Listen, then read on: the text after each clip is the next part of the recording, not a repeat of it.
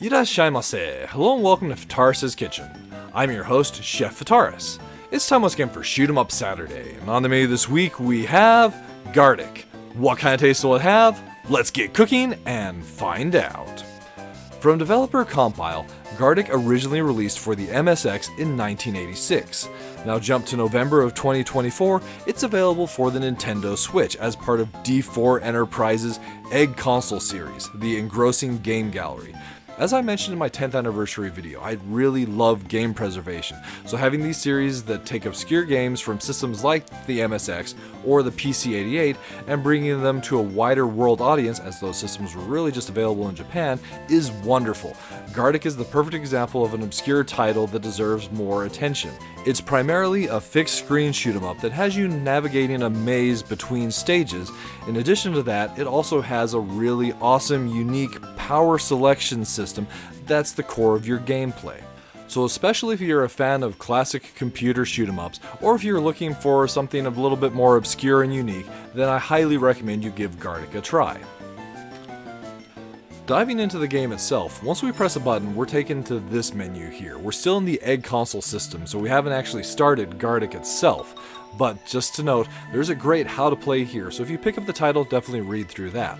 There's also a gallery that has the packaging material as well as the instruction manual, and then there's a scene select, which has a couple really nice save states available. Getting to the final boss or even a boss in the game itself can be quite difficult, and under the scene select we have scenes that will drop you at both a boss and the final boss if you want to experience those parts of the game. Starting up the game, we're taken into the emulation. We see the start screen for the MSX and then the title screen for Guardic itself. From here, once we start the game, we're dropped into the action, and here's where things get awesome right off the bat. So the power selection system I mentioned is available right from the start. So first off, we're selecting our speed. We start at a speed of say 0, and then we can go all the way up to 6. 6 is way too fast. For most situations, 1 or 2 is going to be about right.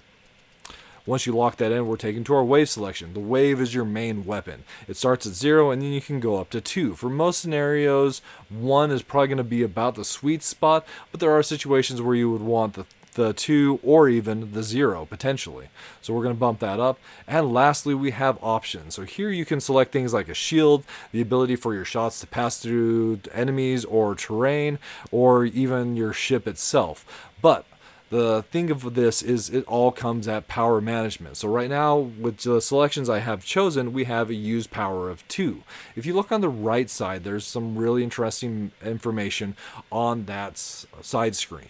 So you've got your scores, then you have our power selection, and if we picked any options, that would be available there as well. There's an area, so that's the area in the game we're at, and the game is full of them. There's 112 areas total, and that last is the number of enemies in this area. Then we have the power. That's how much power we have. So if we use 2 power, then we're going to be left with a power of 28 after we complete the stage. And at the bottom there we have our number of lives. Locking in on our selection, we're taken right into the action. But before we really get going, let's move up and touch this blue guy. So this is Randar. You'll find him throughout the course of most stages, and if you touch him, then he'll take you to this shop selection, which allows you for 15 power to get 2 Guardics, basically 2 lives, a barrier, which is a shield, but for 15 power, that's actually a discount, as a shield only costs 20 power normally, and then 20,000 points. So for your first Randar shop, and if you get him for this first stage, I do recommend taking the 20,000, as it's the equivalent of giving yourself 2 extra lives, and you'll be closer to more lives further on in the gameplay itself. So the first stage, the first set of waves, are these relatively straightforward enemies that just come and dive down at the top. Overall, this is a fixed screen shoot 'em up, so I do recommend kind of keeping towards the bottom, as the enemies do come from the top down. So now we have the choice of going left or right after here. So this is a whole maze element that I was talking about. The right is actually significantly harder, so we'll go left initially. Here we have the option once again to select our speed, our wave, and our options. We'll go with the same options on the first, and, well, not the best example, going and losing a life there, but As you can see, these enemies are a little bit different. They're once again not shooting at us, but their patterns are a little bit more erratic. So one thing that is possible to do in the EGGConsole itself is use a rewind function. So we can actually back things up. It's not very fine as far as how far you can back up. It's actually just a set gap, and you can press the minus button a couple times to rewind things up a little ways. Once we defeat the number of enemies on the screen, then we can move on to our next maze section. And here we have another couple, well actually I guess this is just the one. So this stage is interesting as this is the first time that we see the power chips.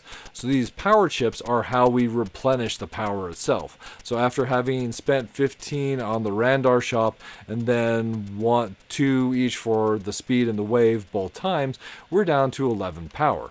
But those power chips in the screen here will allow us to power back up if we can collect them. So you do exit the area once you defeat all the enemies, but there is a brief window after all the enemies are defeated that you can pick them up. Ideally, we would like to pick up the power chips before that happens. So managing how many enemies are left and then picking your opportunity time to pick up those power chips is pretty important on some stages, especially where there'll be obstacles to avoid. So there's 5 enemies left, 4, 3, 2... With just one, we'll dive forward and pick those chips up. So now we're at power of 21, and we can complete the stage and defeat that enemy.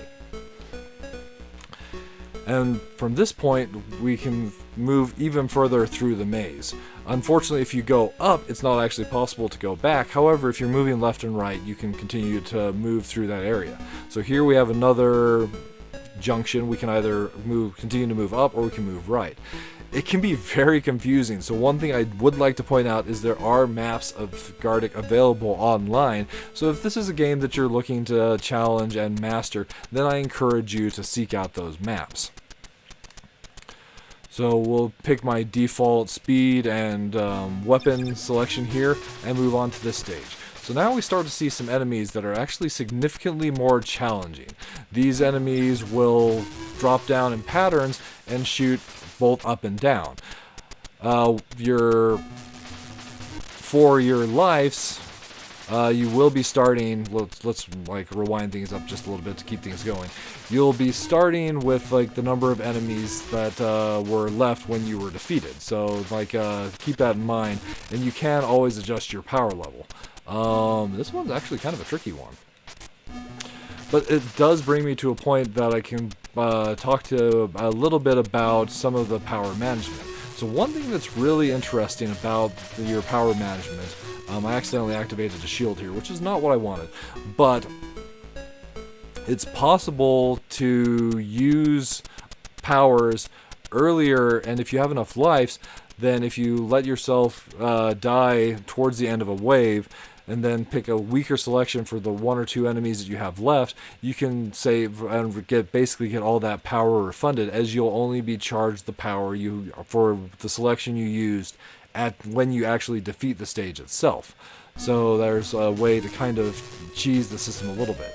And from here we continue to go and move through the maze through the over 100 stages that the game has, trying to find the bosses, of which there are 3 normal bosses and then the ultimate final boss. So I really love what's going on here as far as the systems are concerned.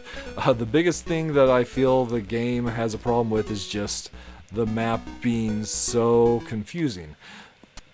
So with all that said, let's take a second to go and jump to one of those save states that I was mentioning earlier in the video. Finding ourselves back in the EGGConsole, we can either start with this mid-boss battle or final boss battle as far as these scene selects. So the final boss battle is right at the end of the game, but this mid-boss battle we can experience what it is to go and fight a boss in the game itself.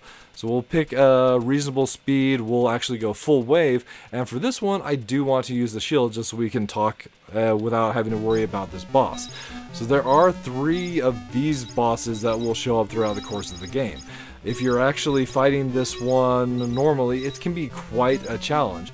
But if you've made it to this point, the chances are you'll have built up quite a bit of power, as this save has as well. We're at 296 power, so you can kind of use things like the shield and a more powerful weapon just to go for broke to take this guy out. You do see as they take damage, it'll go and transition from the white to kind of a gray, then yellow, red, and bam, that's the end of the stage. And after we fight this boss, once we move through the maze, we find ourselves at this really cute little stage. So this one I really like. It's just in the shape of a dog, and you'll see that kind of thing with a lot of the stages. So that's the way that the boss looks.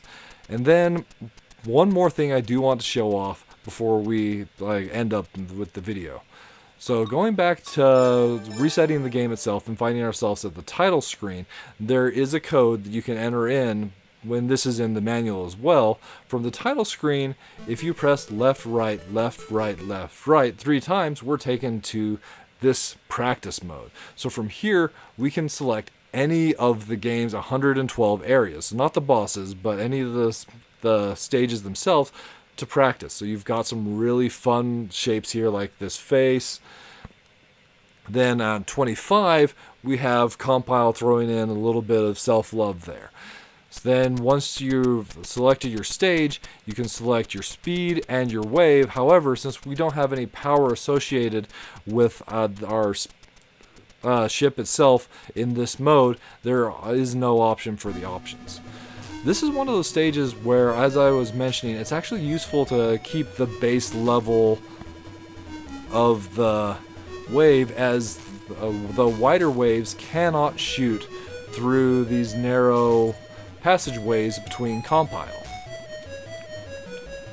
So if you're looking to defeat a stage, kind of like take into account the way the stage is shaped, your powers that you have available. Is if we had the ability to activate through, then our shots would just pass through the blocks unhindered, and we could easily take out the enemies. This way, we do have to use a little bit more strategy while avoiding the enemy shots, and then carefully aiming our shots between the letters of Compile. And there you have it. Guardic, as part of the EGGConsole series, served up for your enjoyment. So as far as the minus flavors are concerned, really going and taking into account the game, the system it was on, and when it came out, I think this is an incredible game. So I don't really have a lot of complaints to register against it, save for the fact that the map is just a confusing mess. If you actually don't have a map to go and navigate with, you're going to be stuck moving through this game for quite a while. So there is that to keep in mind. If you do want to progress further into the game, I would highly encourage you, that's definitely the wrong weapon to take, I would highly encourage you pick up a map to play through it. Then as far as the plus flavors are concerned, so I do really enjoy the emulation that the EGGConsole has. So having stuff from systems like the PC-88 or the MSX is just really great to see these unique, obscure titles. And as far as Guardic itself is concerned, so although the maze does go and frustrate me, I think it's pretty neat that they have this maze that we're moving through, trying to defeat all the enemies throughout the course of your run, like finding your way through, finding where the bosses are. Like, especially if you were playing this like when it originally came out and you didn't have the benefit of having a map provided by the internet, then mapping that out yourself would have been extremely satisfying. The game itself does have a high level of difficulty, so having this practice mode available as well is something that's also really neat, in my opinion. So there you have it. Guardic served up for your enjoyment. Definitely a recommend from the chef, especially if you're into these classic experiences. And with that, we find ourselves at the end of this week's episode of Shoot 'em Up Saturday. As always, I want to thank you so much for joining us this week. We hope you have a wonderful week yourself, and look forward to seeing you again next time.